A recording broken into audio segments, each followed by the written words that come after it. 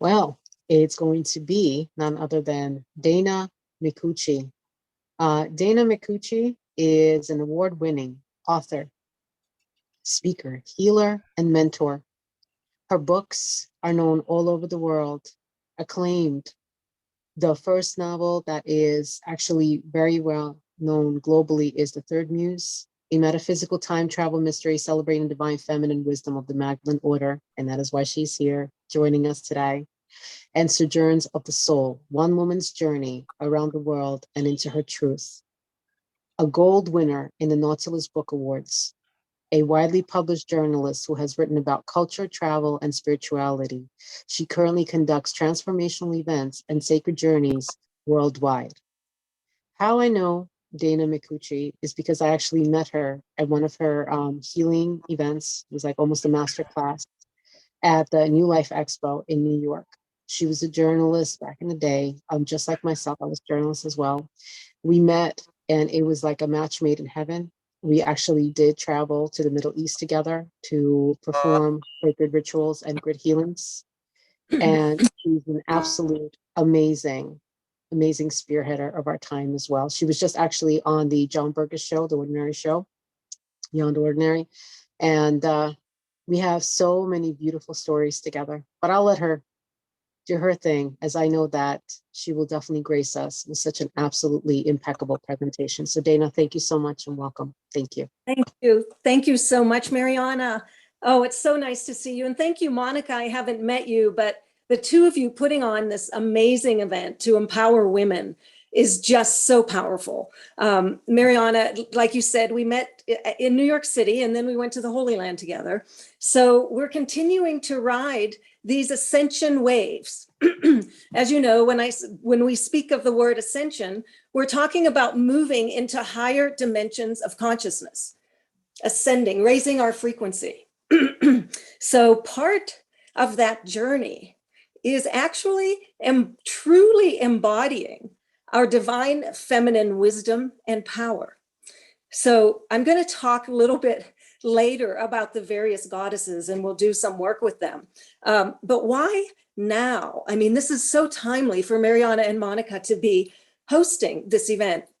Well, as we know, the divine feminine energy is very strong right now. It's coming back to rebalance the masculine that has taken over for so long.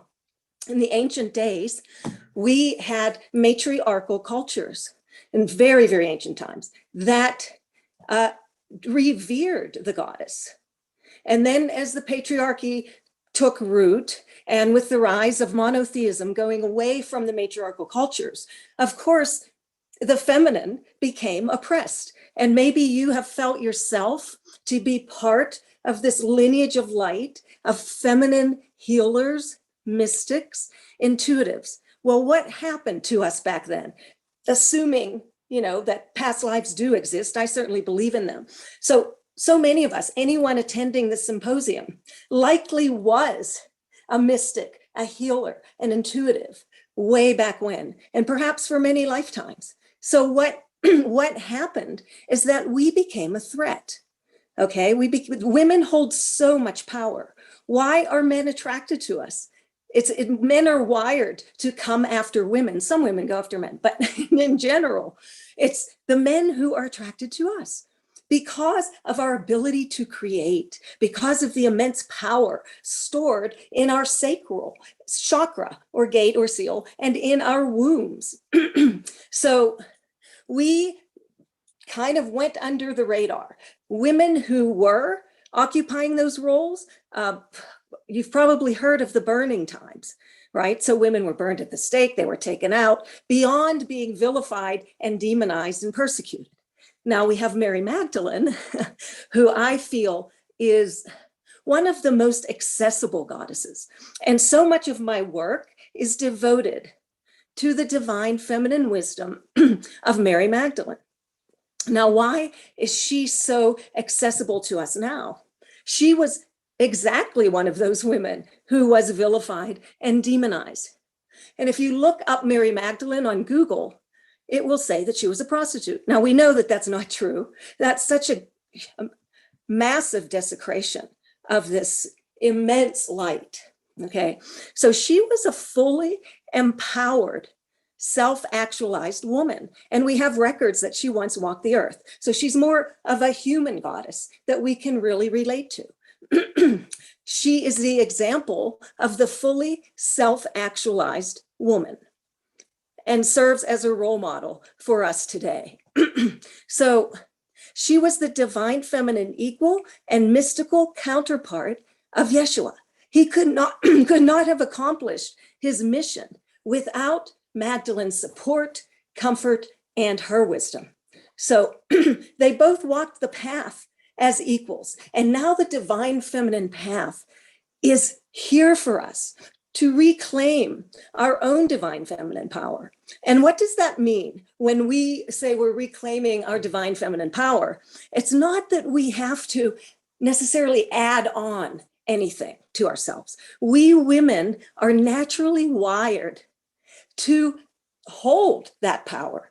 We have just forgotten, like so many other things, and we're now remembering who we are. Yes, we are divine creator beings of infinite potential.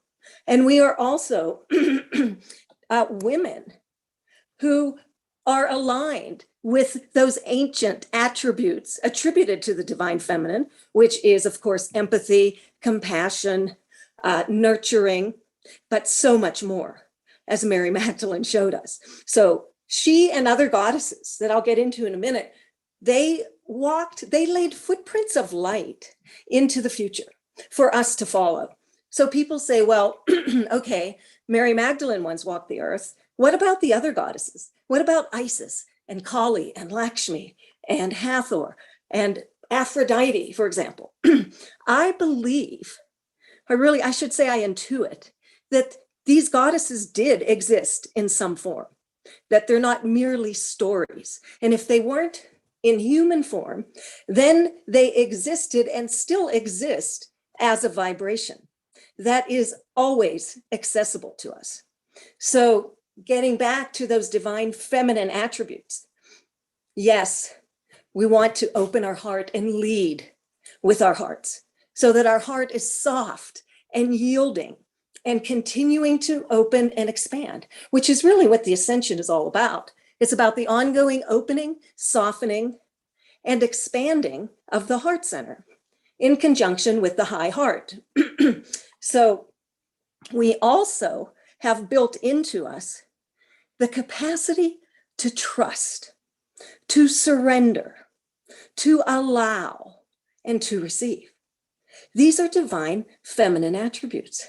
And what happened over time, especially in my generation, I think maybe the younger women are moving away from this. But having grown up in the 70s, and that was the time of Betty Friedan and Gloria Steinem and all of the women's rights, of course.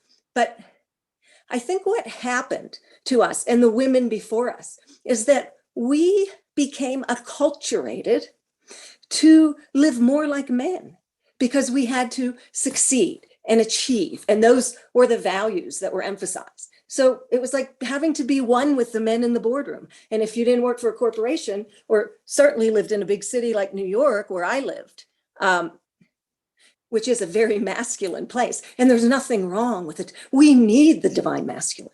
The divine masculine is just so incredibly powerful in its own way, in its capacity to direct, to organize and structure, okay? And our capacity, so that's the active energy. Our capacity is more receptive. So women in my generation, not all women, but I think a majority of us, and maybe it still continues to some degree, and certainly before me, women in the world, we had to rely on our masculine qualities, which was fine. But what happened? We became disconnected from our natural ability to surrender, to trust, to allow and receive.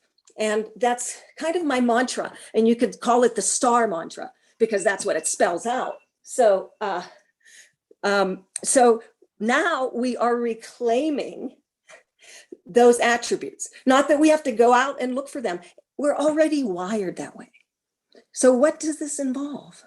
I know for myself, it had to do with moving actually to the high desert of Taos, New Mexico, which has a lot of divine feminine energy. However, we can bring that into our lives every day through, what do you think? Silence and stillness. Silence and stillness. So women are attractors. We're like magnets. And this is also a new way to create from a divine feminine power, which I call magnetizing. So we've heard a lot about manifesting, and that's a masculine way to create, which is wonderful, right? However, it's so much easier for us, instead of going out and making something happen and doing, and feeling like we have to make something happen. It's so much easier to just sit still. The goddess resides in the silence. Actually, in the ancient Greek tradition, silence was a goddess. So if we can make more time throughout our day, and I know we have a lot on our plates and a lot of responsibilities, if we can make more time to just carve out some silence and stillness for ourselves. And we have so many different tools and meditations from many wisdom traditions that bring us, what do they do actually? They bring us deeper and deeper into our heart and high heart center. They aim to stop the mind, to stop the racing thoughts, what the Buddhists call the monkey mind. So one of my other favorite mantras is drop out of your head and into your heart. The divine feminine naturally resides at the heart center, which is the still point, which is the place of unity, the place where all dualities that define our earth plane collapse and integrate.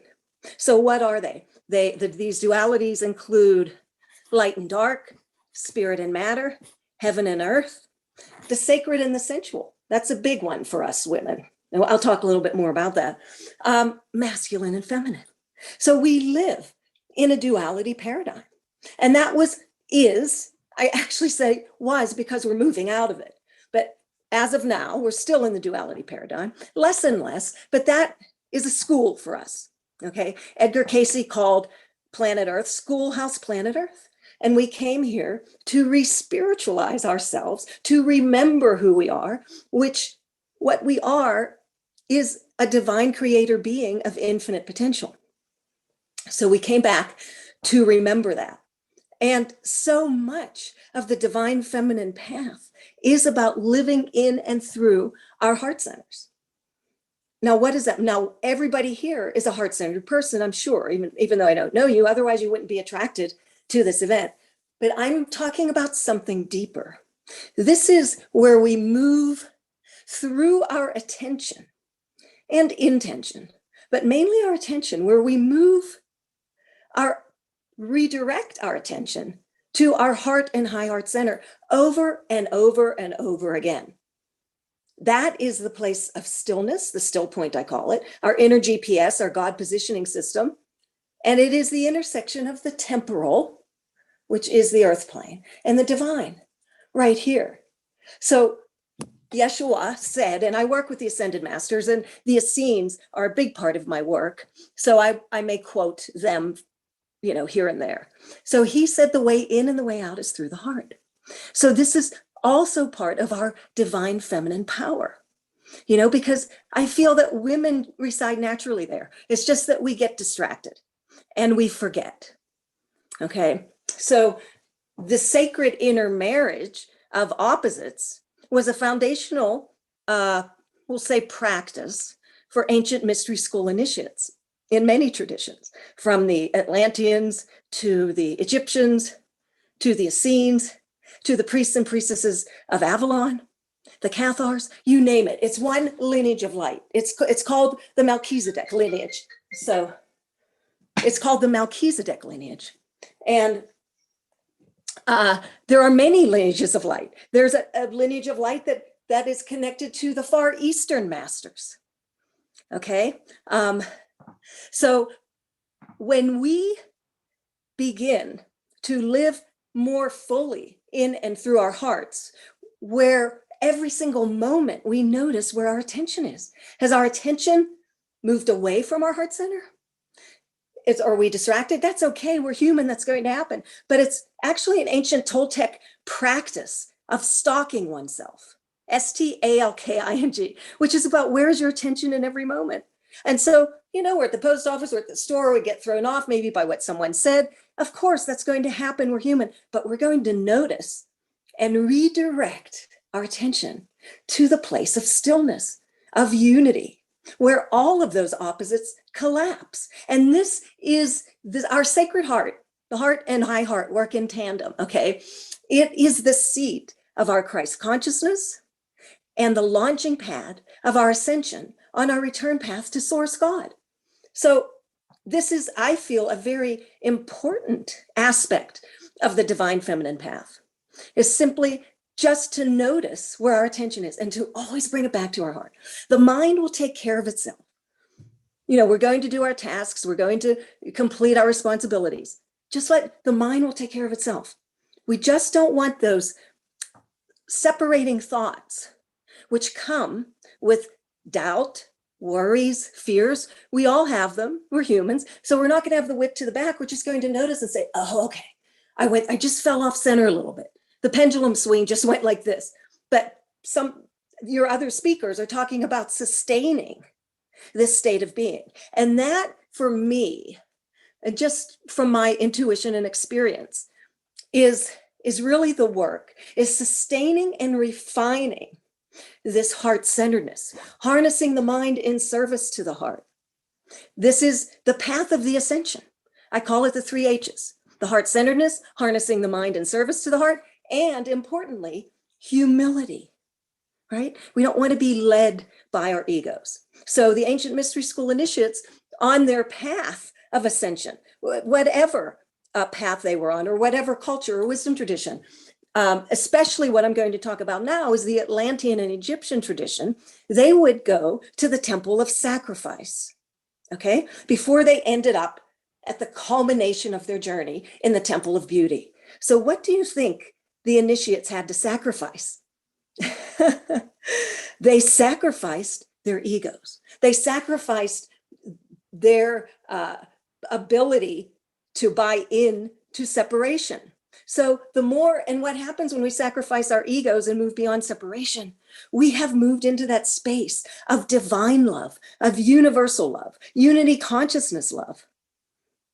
That is how we continue to accelerate our ascension, raise our vibration, and advance our self-mastery.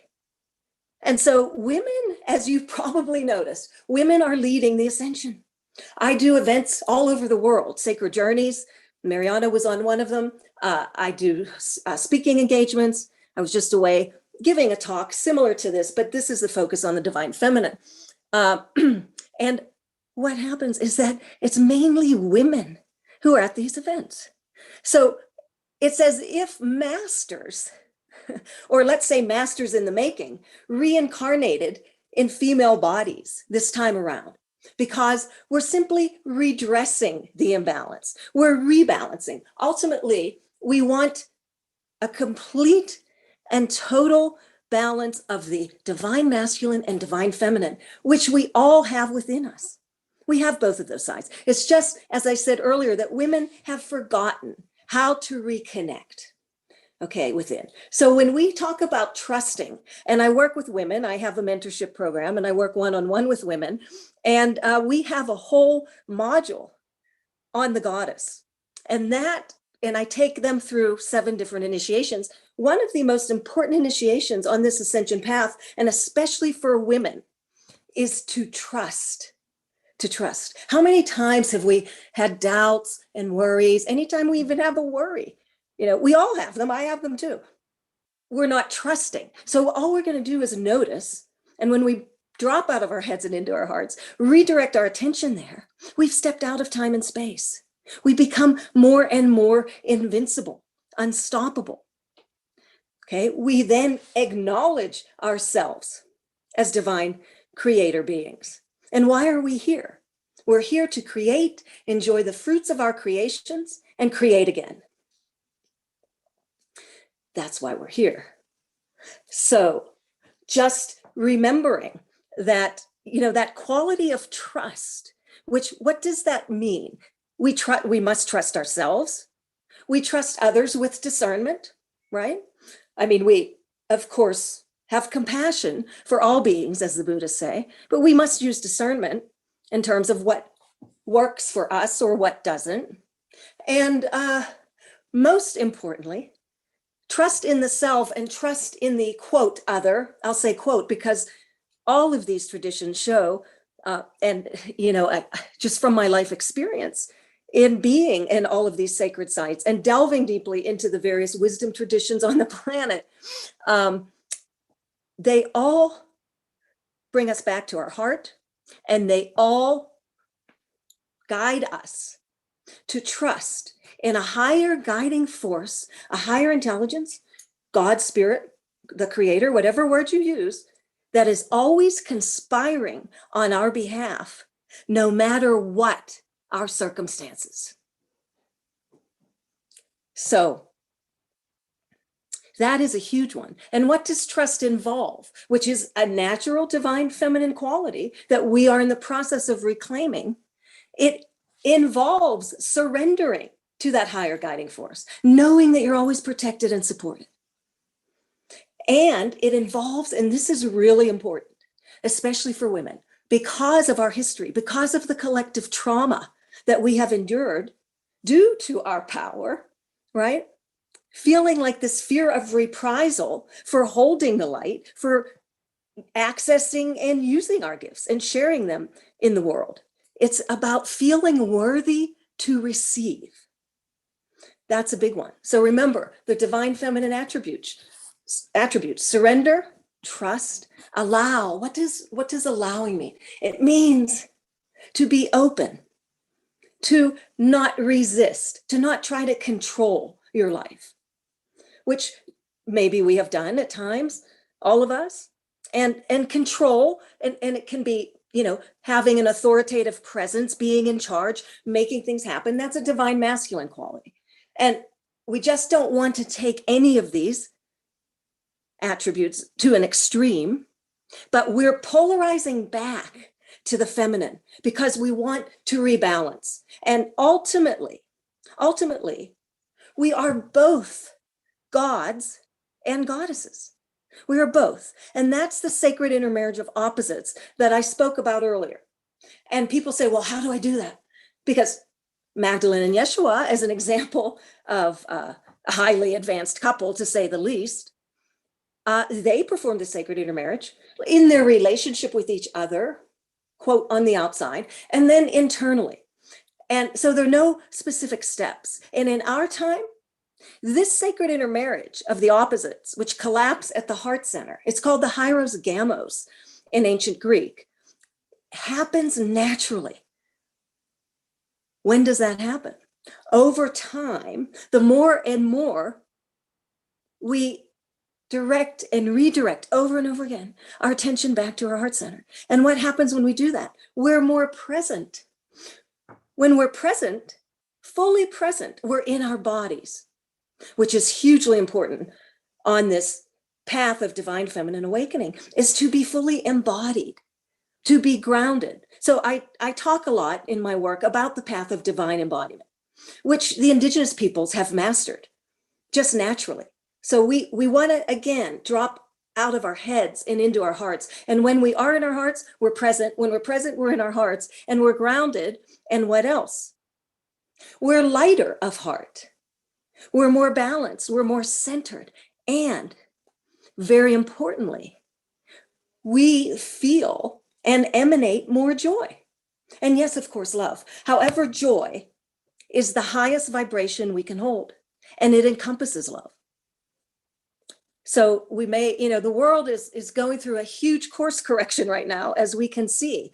And the old paradigm is collapsing around us. It's just collapsing. And it needs to during this death and resurrection process, a collective death and resurrection process for humanity. So as we women continue to realign with those natural attributes, to be more fully in our hearts, we're continuing to lead the ascension. And the more we have a greater access to our gifts and talents, we gain more clarity about our purpose here. And the purpose doesn't have to be anything huge. I say one of the greatest services a light worker can perform today is the transference of light. It's not about what you do, it's about who you are and the frequency you hold. And people entrain with that frequency. So let's talk a little bit about the goddesses.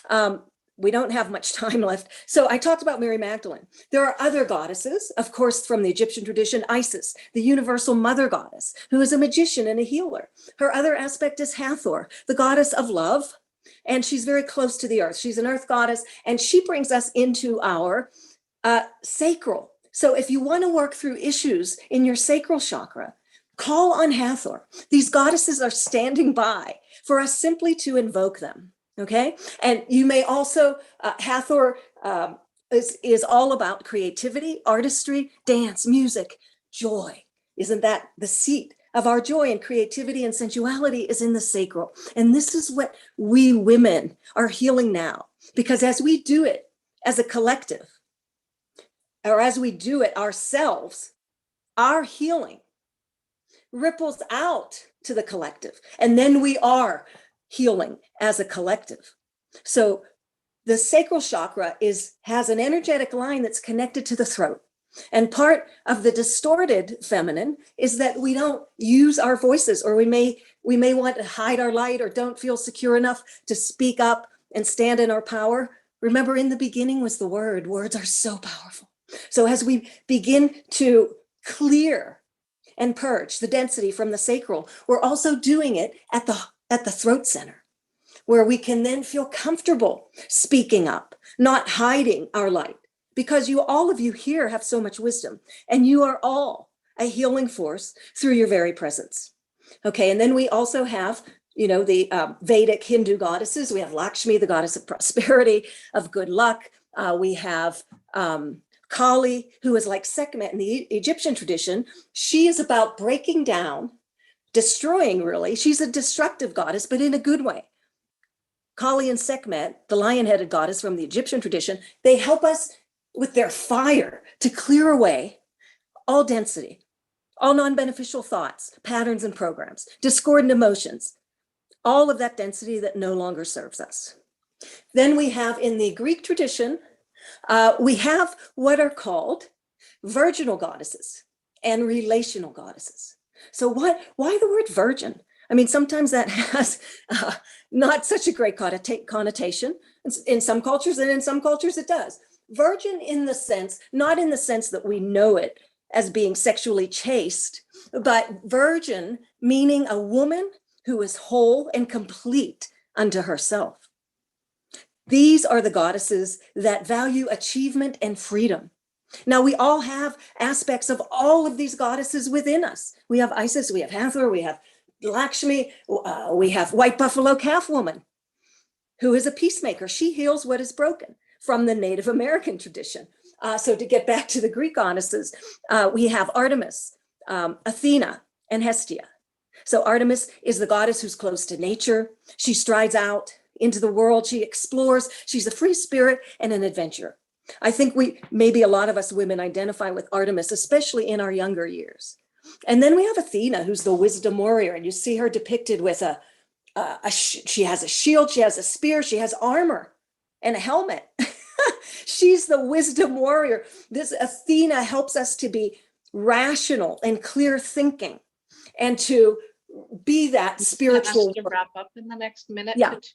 Sure. And so we have all of these goddesses, and there are others as well. And we have Aphrodite, who's a transformer goddess, who brings us into our sensuality and our ability to love and appreciate beauty. So all of these goddesses are available to us at any time. Invoke them, call them in, feel yourself merging with their energy, ask questions, open to receive their wisdom.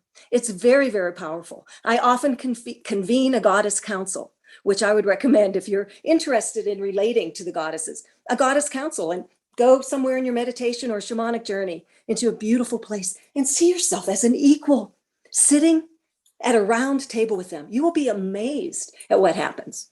You'll be amazed at the wisdom you receive, at the activations. And then, of course, you can set up an altar with goddess images, which you would show them reverence and gratitude every day. And then ceremonies and rituals, which invoke the goddess. So the goddess is here to stay, and the goddess lives in every woman. She has different faces, and we experience these aspects of all goddesses at different times in our life. So we want to be able to integrate all of them through our sacred hearts. So I could go on and on and on, and I know that my time is ending, and I just want to thank everyone for being here. Remember, you are a goddess, you're also a god. And thank you, Monica and Mariana, for having me. Oh, it was my pleasure. Thank you so much, Dana. It's nice to meet you. Nice to meet you. Yes. Thank you so much, Dana. That was wonderful. Thank you. Oh, you're welcome. Thank you. Thank you so It's much. my joy, my honor and joy. Yes, more that we surrender to higher guidance, we can Yeah. actually achieve all our goals, because sometimes we don't want to listen to our intuition. We don't want to listen to our guidance, and that's what we do many mistakes. Right. So that is so important. Thank you so much for all this information, Dan. I really appreciate it. You're so welcome. Thank you. Mhm. Thank Thank you. Lots of love to everybody.